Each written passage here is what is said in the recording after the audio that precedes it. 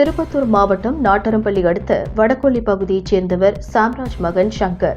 இவர் விவசாயம் செய்து வருகிறார். இந்த நிலையில் சங்கர் இருசக்கர வாகனத்தில் நாட்டரம்பள்ளி சென்று மீண்டும் வந்து தன்னுடைய இருசக்கர வாகனத்தை வீட்டில் நிறுத்தியுள்ளார்.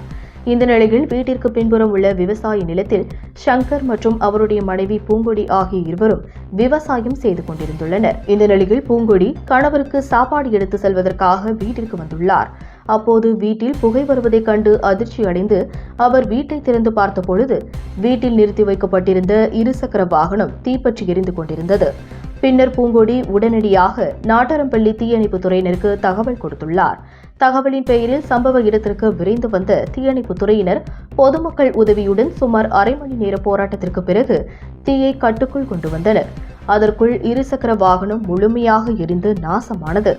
மேலும் இது குறித்து நாட்டரம்பள்ளி போலீசார் வழக்கு பதிவு செய்து விசாரணை மேற்கொண்டு வருகின்றனர். வீட்டில் நிறுத்தி வைக்கப்பட்டிருந்த இருசக்கர வாகனம் தீப்பிடித்து எரிந்து நாசமான சம்பவம் அப்பகுதியில் பரபரப்பினை ஏற்படுத்தியுள்ளது.